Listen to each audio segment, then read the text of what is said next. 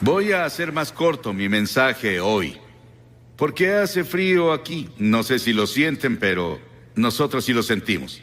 Y sé que el estadio se llenó hace mucho y llevan mucho tiempo aquí, así que estoy seguro de que algunos están cansados y otros tienen un largo camino a casa.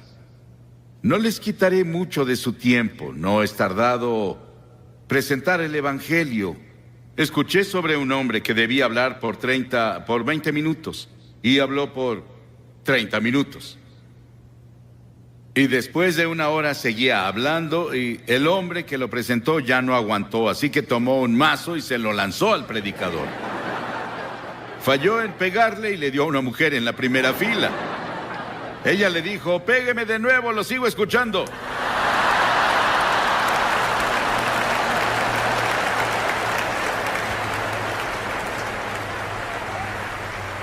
Gracias.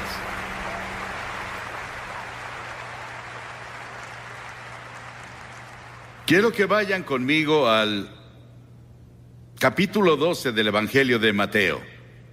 Capítulo 12 del Evangelio de Mateo, versículo 38. Comenzamos.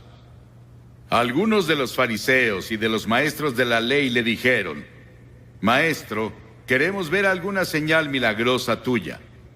Jesús les contestó: "Esta generación malvada y adúltera pide una señal milagrosa, pero no se le dará más señal que la del profeta Jonás. Porque así como Jonás estuvo 3 días y 3 noches en el vientre del gran pez, también el Hijo del Hombre estará 3 días y 3 noches en las entrañas de la tierra. Los habitantes de Nínive se levantarán en el juicio contra esta generación y la condenarán, porque ellos se arrepintieron con la predicación de Jonás. Y aquí tienen a uno más grande que Jonás". En este pasaje, que se refiere al pequeño libro de Jonás, solo hay 4 capítulos en ese libro. Es uno de los libros más controversiales en la Biblia, pero también es uno de los más emocionantes e interesantes libros en la Biblia. Y lo lees de principio a fin y está lleno de emoción, pero también lleno del Evangelio.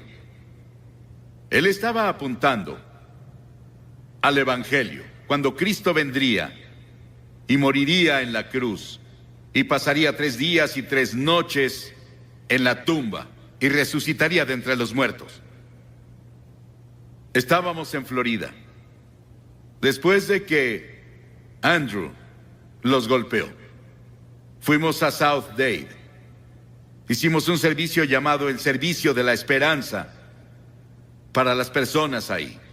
Jesse Jackson estaba ahí. Él llegó y se sentó en la plataforma e hizo una oración. El gobernador del estado nos había invitado. Y vimos una devastación como nunca habíamos visto en ninguna parte. No creo que ni en Hiroshima o Nagasaki en Japón hubieran sufrido peor que lo que ves hoy en el sur de Florida. Pero parece que muchas tormentas y huracanes vendrán este año, y otros se formarán en otros lugares. Luego leemos sobre Guam y la tormenta que golpeó a Francia y a Gran Bretaña hace solo 3 o 4 días, que dejó una devastación terrible en el sur de Francia. Y aquí, estos fariseos y saduceos y líderes religiosos estaban escuchando a Jesús y le pedían una señal. Dijeron: "Señor, danos una señal. ¿Qué clase de señal nos darás de que tú eres en realidad el Hijo de Dios? Haces esos milagros, pero danos una señal real". Y Jesús dijo: "Son una generación malvada y adúltera, y están buscando una señal y quieren un espectáculo que pruebe que soy el Hijo de Dios. Pero la única señal que tendrán, la tendrán leyendo el libro de Jonás". Hace años, una historia de primera plana en un periódico decía que un tiburón de 2 toneladas había sido atrapado por un australiano. Tal vez fue Cocodrilo Dundee. Y también en Australia, un hombre fue perseguido por un cocodrilo asesino que lo atrapó y lo cortó en 8 pedazos. Hicimos una película en Australia hace tiempo llamada The Shadow of the Boomerang. Y había una hermosa jovencita que era la estrella de la película. Y cuando nos fuimos, ella fue a nadar con su novio en una de las playas. Y estaba como a 1 metro del agua disfrutando. Y llegó un tiburón y le arrancó la pierna. Y antes de que consiguieran ayuda, ella murió. Esta ha sido llamada la historia del pez. Pero es más que eso. Es una historia real. Es la historia que Jesús mismo mencionó. Él atestiguó de eso. Hay 300 tipos diferentes de tiburones. Pero la Biblia no dice que Jonás fue tragado por una ballena. Dice que Jonás fue salvado, no destruido, por un gran pez. Y lo creo porque la Biblia lo tiene y Jesús lo autentificó. Con todas las cosas que están pasando en el mundo biológico hoy, las personas tienen mucho menos dificultad en creer los hechos de esta historia que hace 50 años. Dios fue con Jonás. Vivía en la parte norte de Israel. Y las Escrituras dicen en el primer versículo de Jonás, la palabra del Señor vino a Jonás. La palabra del Señor vino a Jonás. Pero a Jonás no le gustó el llamado que le dieron. Dios dijo, quiero que vayas a Nínive, esa gran malvada ciudad. Es la capital del imperio más poderoso en el mundo, y quiero que vayas a predicarles y a predicar arrepentimiento y a decirles que si no se arrepienten, voy a destruirlos. Y a Jonás no le gustó, no quería a los ninivitas, porque los ninivitas llegaban con sus ejércitos y eran personas muy crueles. La historia nos dice que estaban entre las personas más brutales de la historia, y la forma en que trataban a sus prisioneros era algo que no repetiría desde la plataforma. Era tan horrible y tan terrible que Jonás no los quería. De hecho, él los odiaba. Y dijo, no voy a ir, Señor. Él fue a Jope, se compró un boleto y se subió a un barco a Tarsis, que estaba del otro lado de España. Y mientras estuvo en el barco, llegó una tormenta, un huracán les pegó. Y los marineros se asustaron. Creyeron que iban a morir y dijeron, algo anda mal. Comenzaron a orar a sus diferentes dioses. Y el capitán bajó al casco del barco y vio a Jonás acostado ahí durmiendo. Y el capitán se dio cuenta de que algo estaba mal, porque él oyó que Jonás estaba huyendo de su Dios. Y el capitán lo despertó. Y los marineros después echaron la carga. Decidieron que, junto con Jonás, él admitió que él estaba mal. Y dijeron, ¿qué haremos contigo? Él dijo, láncenme por la borda, y cuando caiga por la borda, el mar se calmará. El salmista dijo, ¿a dónde podría alejarme de tu espíritu? ¿A dónde podría huir de tu presencia? Jonás no podía huir de Dios. El diablo siempre tendrá un barco listo cuando una persona quiere huir de Dios. Jonás pensó que había pagado el pasaje, y el capitán del barco pensó lo mismo. Ambos cometieron un error. El pasaje más costoso que se paga es cuando navegas lejos de Dios. Entonces sí pagas un precio. La paga del pecado es la muerte. Cuentan la historia de Aaron Burr, quien estaba en Princeton. Y fue a una reunión evangelística y tuvo la convicción de pecado por 2 semanas. Y se puso bajo las estrellas una noche y dijo, Dios, no soporto esta convicción que pusiste en mí de mis pecados. Si me dejas en paz, no te molestaré nunca. Y desde esa vez nos dijeron que su alma está muerta. Intentó encontrar algo al final de su vida, pero ya era muy tarde. Esos marineros echaron su carga y cayeron sobre Jonás. Y Jonás cambió de opinión. Y Dios preparó un gran pez. 3 días y 3 noches tuvo para pensarlo. Qué terrible agonía debió sentir. Hay 2 formas de encontrar juicio: resistir e ir más profundo en tu pecado, o volverte a Dios. Pedro caminó sobre el agua y comenzó a mirar alrededor. Quitó sus ojos de Jesús y dijo: Señor, sálvame. La Biblia enseña que estamos muertos en transgresiones y pecados. La Biblia dice que eres un cuerpo, pero dentro de tu cuerpo está tu espíritu, tu alma. Es la parte con la que puedes tener comunión con Dios.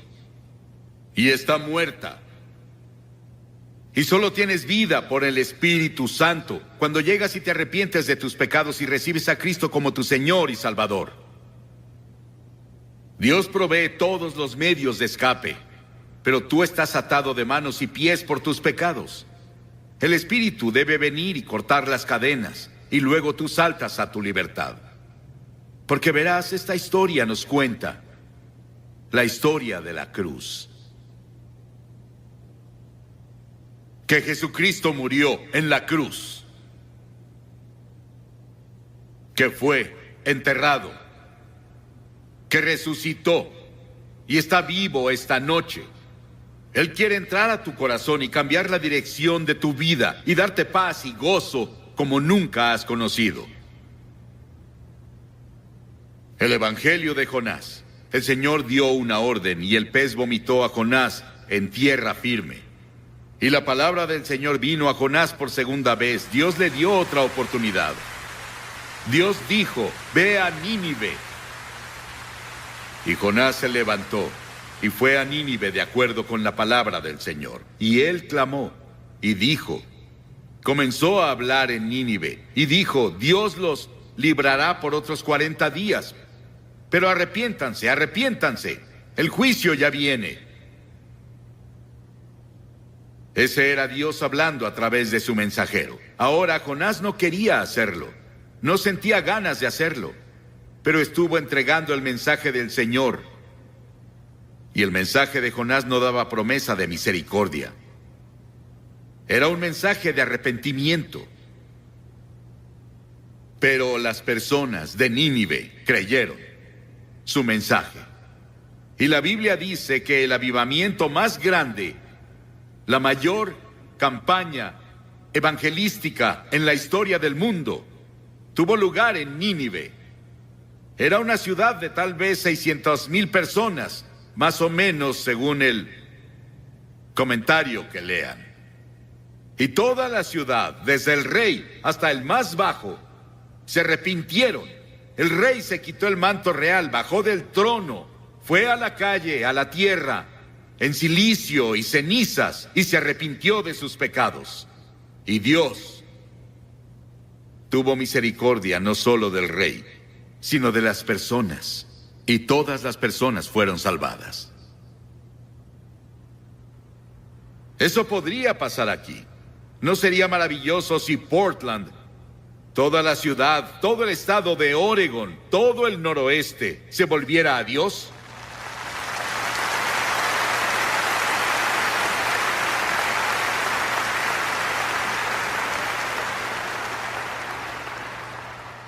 El rey de inmediato proclamó ayuno, y las personas no comieron, no bebieron, hicieron ayuno y oraron.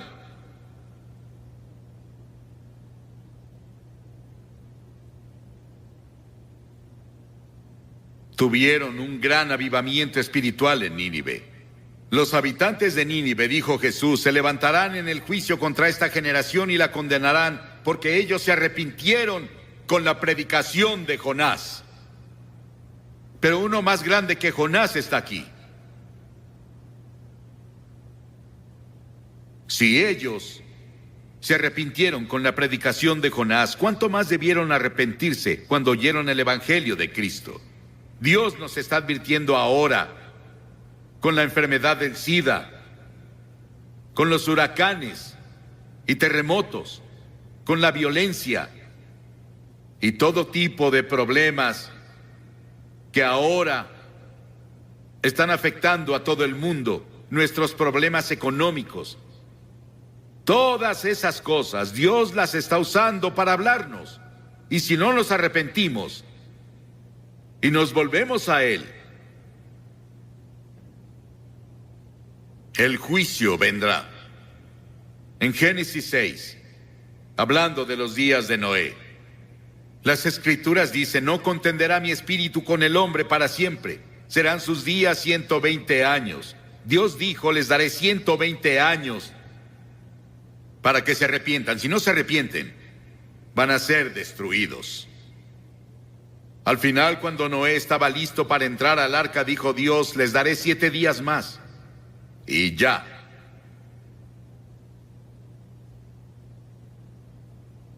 La gracia de Dios es más grande que nuestros pecados. Nínive escuchó a un predicador.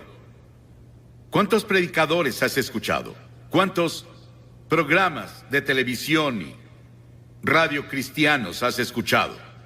¿En cuántos servicios de iglesia has estado? ¿Cuántas Biblias tienes en tu casa? Nínive solo tuvo una advertencia, un solo servicio.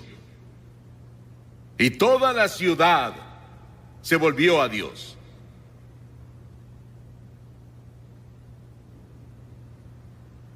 Jonás no estaba feliz con todo eso. Él no quería ver a las personas de Nínive salvarse. Jonás tuvo un momento de debilidad. No era necesariamente un hombre débil, pero un momento de debilidad no prueba que fuese un hombre débil. Muchos tenemos momentos de debilidad. Y muchos hemos hecho algo que no deberíamos hacer en un momento de debilidad, pero si te arrepientes de inmediato y dices: Señor, lo siento, por favor, ayúdame a no hacerlo de nuevo, Él te perdonará. Y Jonás fue al este de la ciudad y se dedicó a sacar su camper y descansar, solo mirando la ciudad desde... Él se encontraba en las montañas. Quería ver qué pasaba con las personas. Él quería ver si ese avivamiento duraba. Él quería ver si su campaña evangelística duraba. Y él no lo creyó porque no tenía confianza en las personas de Nínive. Él no tenía confianza siquiera en Dios, en que Dios podía hacerlo. Pero Dios preparó una planta para que creciera sobre él y lo protegiera del viento y de quemaduras del sol. Jonás se apegó tanto a aquella planta que casi se enamoró de ella.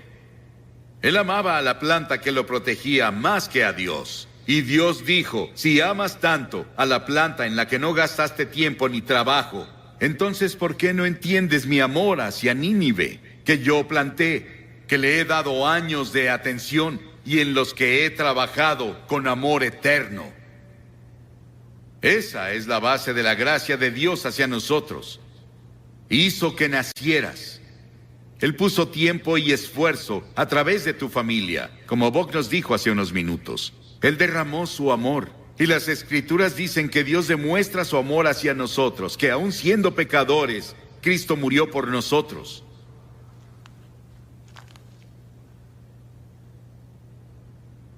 Las cosas que obtenemos de este libro de Jonás. Dios se preocupa por ti. Dios es poderoso y puede usar las fuerzas de la naturaleza para despertarte y llevarte al reino. En Año Nuevo, en 1929, Georgia Tech enfrentó a la Universidad de California en el Tazón de las Rosas. En el juego, un jugador interceptó un pase, pero se confundió y corrió en la dirección opuesta. Un compañero lo tacleó justo antes de que anotara un touchdown contra su propio equipo. En el medio tiempo, todos los jugadores fueron a los vestidores y se sentaron preguntándose qué diría el entrenador. Ese joven se sentó solo, se puso una toalla sobre su cabeza y lloró como bebé.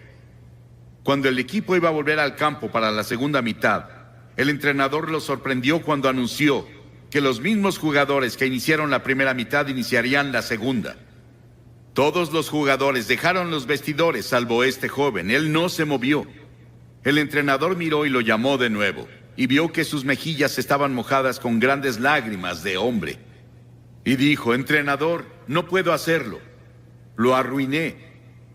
He arruinado y deshonrado a la Universidad de California. Me arruiné yo mismo. No podría enfrentar la multitud en el estadio de nuevo.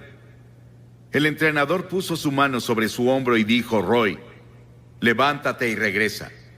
Este juego solo va a la mitad. Cuando leí la historia dentro de mí dije, ¡qué entrenador! Cuando leí la historia de Jonás y leo la historia de miles como él, digo, ¡qué Dios! Que me da una segunda oportunidad. Y a algunos les está dando otra oportunidad esta noche para darle tu corazón y tu vida a Cristo y asegurarte que si mueres te irás al cielo. Voy a pedirte que te levantes de tu asiento ahora y vengas a pararte frente a esta plataforma y digas al venir, abro mi corazón y le doy mi vida a Cristo. Tal vez fuiste bautizado o confirmado y eres un buen miembro de la iglesia, pero en el fondo no estás seguro. No estás seguro como estás ante Dios y no estás seguro de que te has arrepentido o que en verdad por fe lo recibiste como Señor y Salvador. Él te ofrece su misericordia y su amor y su gracia esta noche y dice, te amo. Y voy a pedirte que vengas y dirás, ¿por qué le pides a las personas que pasen públicamente? Todas las personas a las que Jesús llamó, lo hizo públicamente, ¿sabías eso? Cada persona que llegó a Cristo en el Nuevo Testamento fue públicamente. Él dijo, si no estás dispuesto a reconocerme ante los hombres, no te reconoceré ante mi Padre que está en el cielo. Levántate y ven ahora desde arriba en la galería toda esa parte. Y si estás viendo por televisión en otros países o en otro estadio, levántate y ve al frente de tu pantalla como las personas que ya comenzaron a venir. Vamos a esperar. Ora por la persona que está a tu derecha, a tu izquierda, enfrente de ti y atrás de ti. Tal vez nadie ha orado por ellos antes, para que encuentren un Salvador. Ora por ellos. Vamos a hacer que toda la audiencia haga una oración en silencio. Pídele a Dios que haga una obra poderosa esta noche en los corazones de muchas personas. Muchas personas ya vienen en camino. Ven. Desde la fila de arriba te tomará un minuto extra venir, así que comienza ya. Si estás con amigos o familia, puedes traer a tu amigo o puede esperarte. O si vienes en autobús, te esperarán. Y después de que todos lleguen, voy a hacer una oración contigo y te diré una palabra y te daré algo de literatura para ayudarte en tu vida cristiana. Levántate y ven ahora con las personas que ya vienen.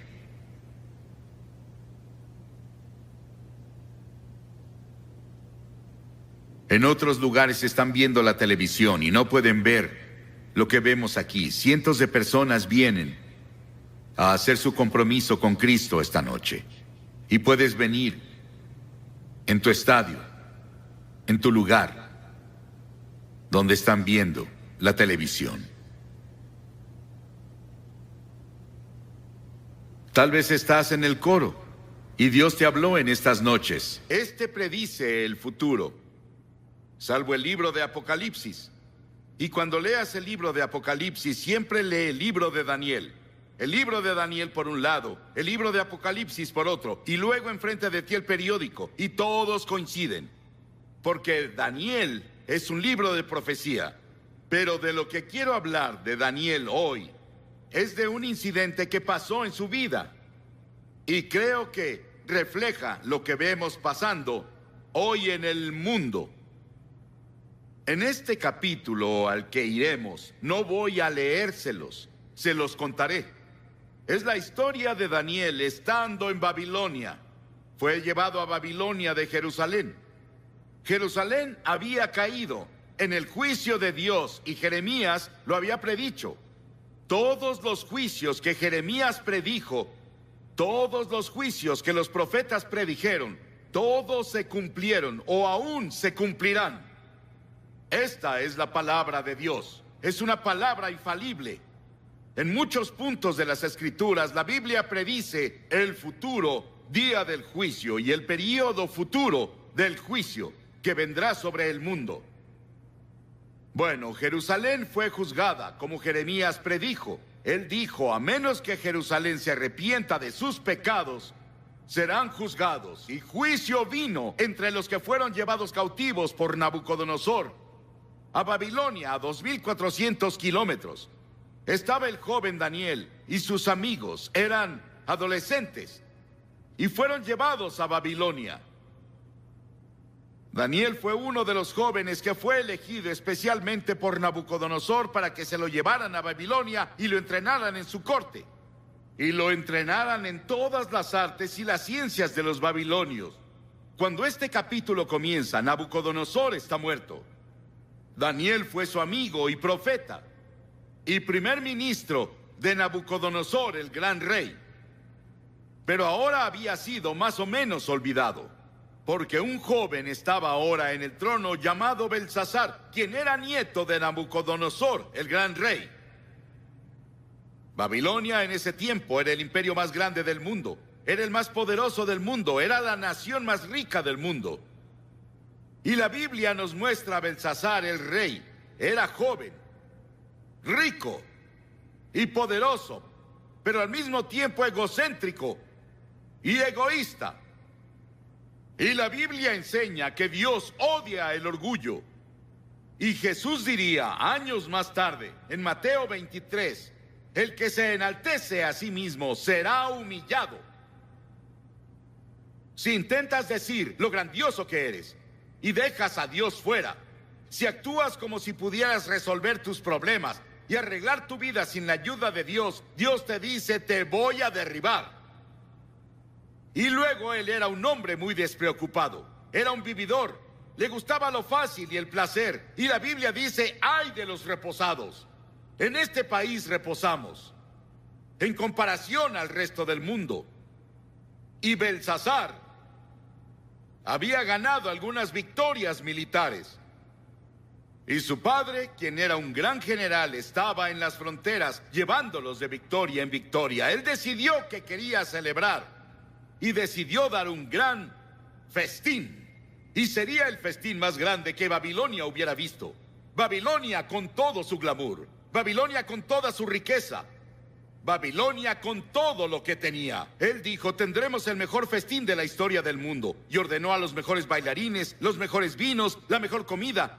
Y envió una invitación a 1000 de sus nobles de todo el imperio a la fiesta. Y en sus carretas con joyas se presentaron. Y esa noche, mientras celebraban, bailaban y bebían, en los jardines colgantes que Nabucodonosor había construido para su esposa Median, una de las 7 maravillas del mundo, Belsasar se intoxicó. Ahí estaba, rey de un imperio, dando un banquete, el centro de toda la atención, bailando toda la noche.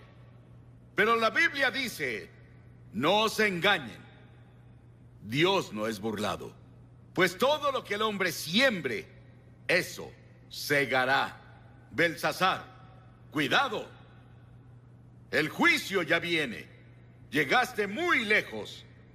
Hay un punto donde la paciencia de Dios se agota. Hay una línea entre las naciones y entre los individuos y las familias y las comunidades. Job dijo, los que harán iniquidad y siembran injuria, esos ciegan. Sigue arando iniquidad, sigue sembrando injuria. Un día lo cosecharás.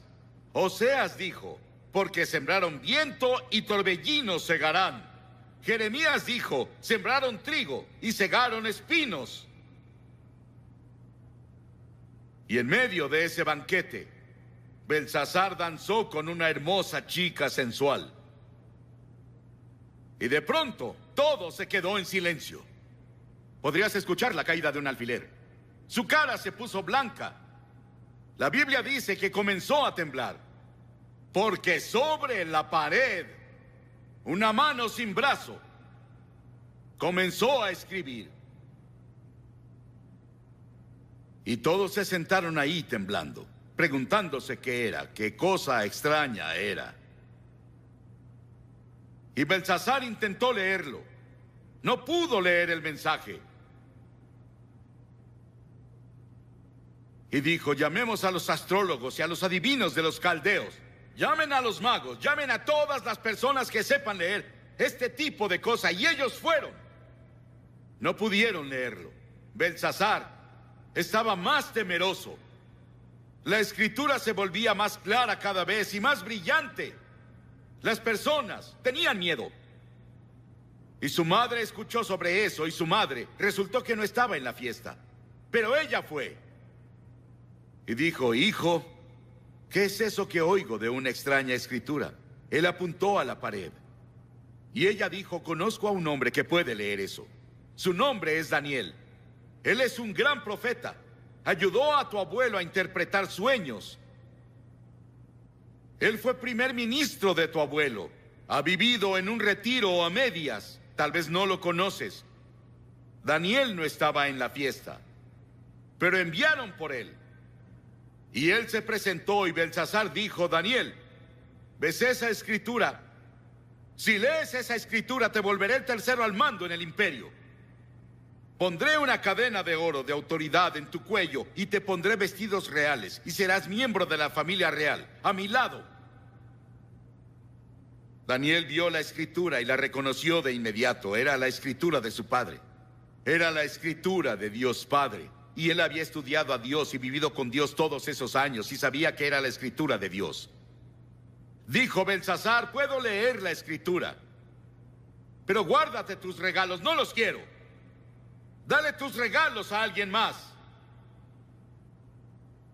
Verás, Belsasar, oh rey, te has levantado contra el Señor del cielo.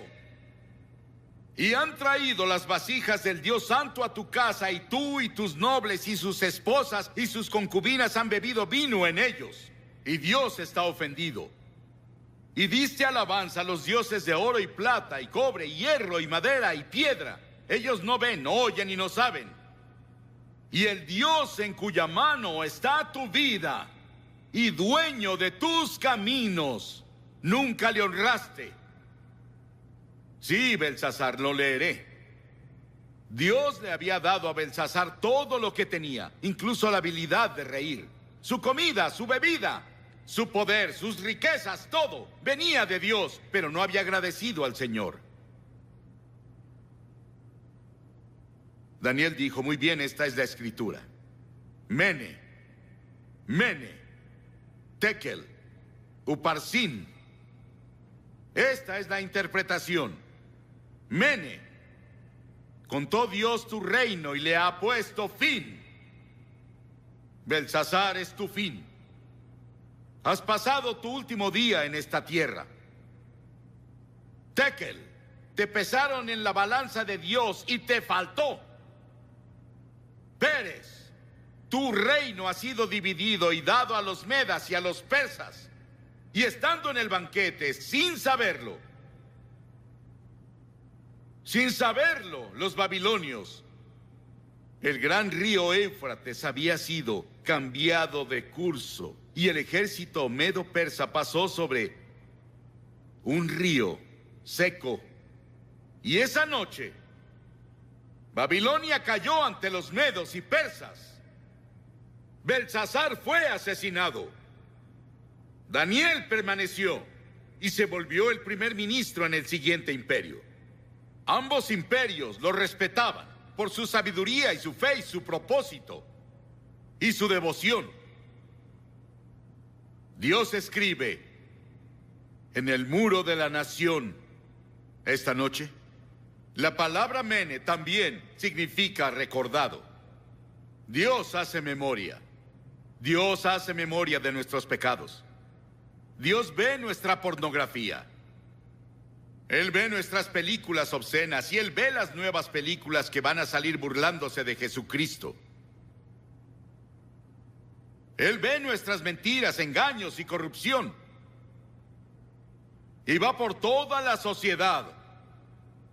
Él lo ve todo. Y las Escrituras dicen, sepan que sus pecados los alcanzarán. Y hace memoria de algo más. No es muy tarde. Dios se recuerda de olvidarse. Y cuando cualquier grupo de personas o nación se arrepienten de sus pecados y regresan al Señor, Él perdona sus pecados y sana la tierra. Es la promesa del Señor. En segunda, dice, pesado fuiste en la balanza y fuiste hallado falto. Las Escrituras dicen, tú pesas el camino del justo. El Señor dice, las acciones yo las peso, todos los caminos del hombre son limpios a sus ojos, pero el Señor pesa a los espíritus. La nación, el mundo esta noche son pesados. Tú eres pesado en la balanza de Dios. Nuestros pecados son grandes a los ojos del Señor. Y hemos sido pesados en su balanza. Muchos líderes pensadores creen que la escritura sigue en la pared y el juicio ya comenzó a pasar. Pero Dios nos pesa como individuos. ¿Por qué nos va a pesar? ¿Qué está del otro lado de la balanza? Verás, hay balanzas. Aquí estás tú y aquí está con lo que Dios te pesa. Primero, Él te pesa por los 10 mandamientos. ¿Cómo estás con los 10 mandamientos? No tendrás otros dioses delante de mí. No tomarás el nombre del Señor tu Dios en vano. No cometerás adulterio. No robarás. No mentirás. No matarás. Todo eso está en los 10 mandamientos. Y la Biblia dice que si ofendemos en un punto, somos culpables de todos. Si rompiste un mandamiento una vez en tu vida, es lo mismo que romperlos todos. Y dirás, claro, he roto al menos 1 o 2. Entonces eres culpable de todos. Y es la razón por la que la Biblia dice que todos somos culpables. Por esa razón Jesús dijo, el que no tenga pecado, que tire la primera piedra a la mujer atrapada en adulterio. Ninguno de esos líderes religiosos pudo hacerlo, porque todos hemos pecado. Todos pecaron y están destituidos de la gloria de Dios, y todos estamos bajo el juicio de Dios.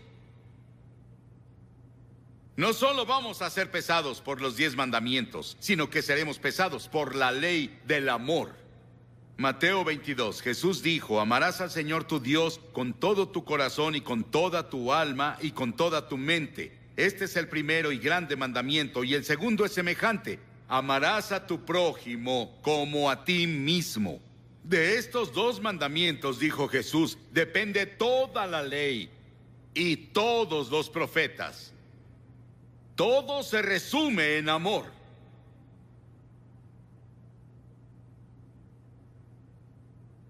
¿Amas al Señor tu Dios con todo tu corazón, con toda tu mente, con toda tu alma?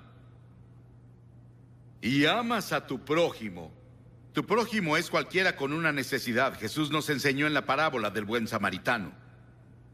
Cualquiera que necesite ama a ese prójimo, como te amas a ti. Es lo que Jesús dijo. Vamos a ser pesados por esa ley. En tercera, vamos a ser pesados por la persona de Jesucristo. La Biblia dice en el Salmo 89, porque ¿quién en los cielos se comparará al Señor? ¿Quién entre los hijos de los aposentados será semejante al Señor? Isaías dice, ¿a qué tendrán como igual a mí? Y me harán igual, o semejante, o me compararán, para ser como yo. Dios dice, sé santo, porque yo soy santo. Si no sabes, Jesucristo fue el único hombre justo y el único hombre santo que ha vivido. Llamamos a algunos en India hombres santos. Pero Jesús fue el único santo de verdad en la historia.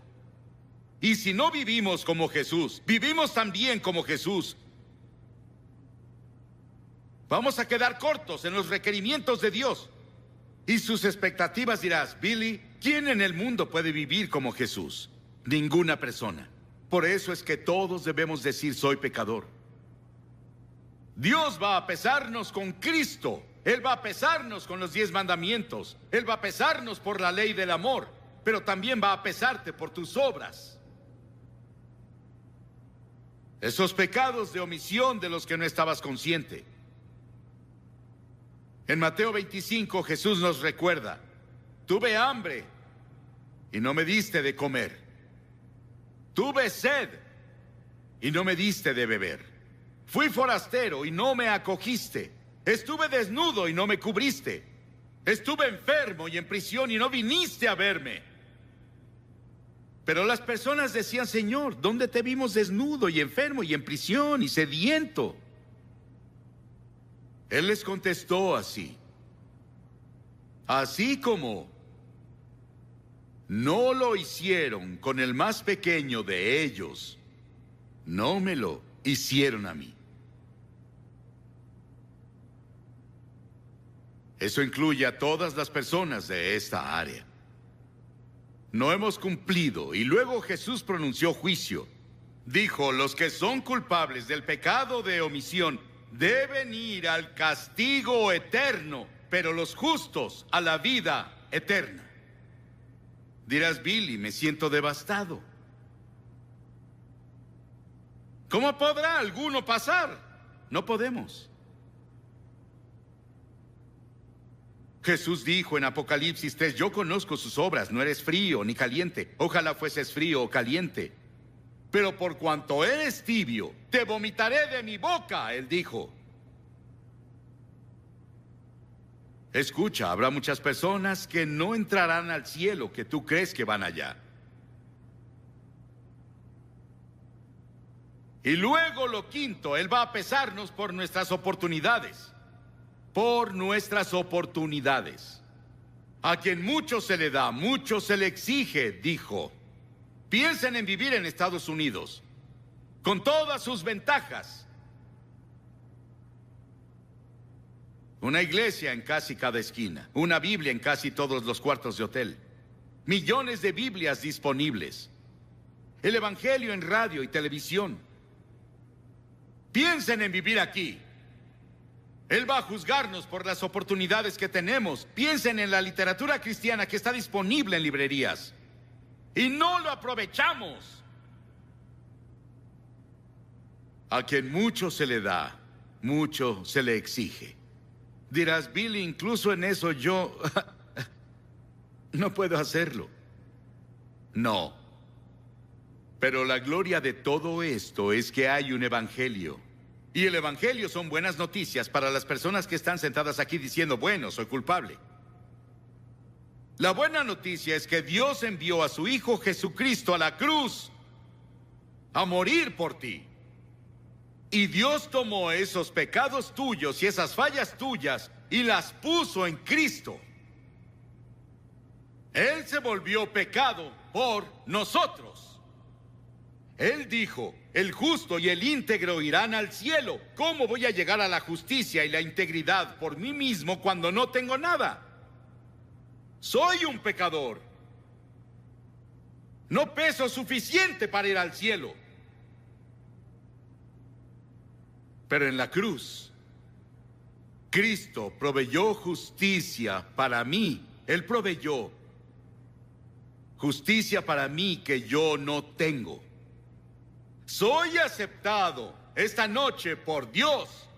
No porque haya sido bueno, o porque haya leído la Biblia, o porque haya predicado a multitudes de personas. Soy aceptado por Cristo. Soy aceptado en el amado por Él. Y ese es tu privilegio en este momento. Puedes apropiarte de lo que Cristo hizo en la cruz por ti ahora e irte de aquí con peso suficiente para ir al cielo, pesar suficiente para que tus pecados sean perdonados, pesar suficiente para vivir una nueva vida. Pesado has sido en la balanza de Dios y fuiste hallado falto. ¿Aún te falta? La última palabra aquí es Upharsin, dividida. El reino está dividido. Dios dijo, Belsasar, te quitaré el reino de las manos. Estás acabado. El juicio llegó a ti y es muy tarde. Dios te dirá eso a ti. El juicio ha venido, es muy tarde. Conozco a personas que saben eso y lo aceptan y creen eso y simplemente bajan bailando al infierno. Son como el ratón que fue atrapado y sigue olfateando el queso después de ser atrapado. Sigues probando la carnada del diablo. Y ya estás muerto. En cuanto concierne a la eternidad.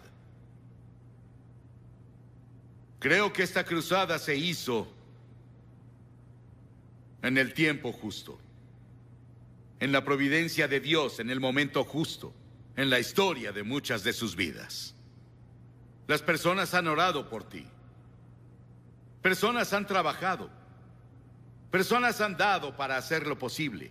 Y ahora es tu momento con Dios de recibirlo en tu corazón. Y asegurarte que pesa suficiente. No, yo no estaré en el juicio. pero no hay juicio para los que están en Cristo Jesús. No te veré ahí. El juicio que yo merecía lo tomó Jesucristo en la cruz. Y acepté lo que Él hizo, aunque parecía tonto y parecía algo ridículo. Para mí, cuando vine al frente esa noche y le dije sí a Cristo Jesús en frente de todos ustedes, lo hice. Voy a pedirte en un momento que te levantes de tu asiento y vengas al frente de esta plataforma y al venir digas, quiero a Cristo en mi corazón. Después de que vengas, voy a decirte unas palabras, haré una oración contigo y te daré literatura. Puedes volver luego con tus amigos. Pero no dejes pasar esta tarde hasta que le digas sí a Jesucristo. Porque verás, tal vez no haya otro momento como este. Este podría ser el último momento que tengas. Y ahora es el momento.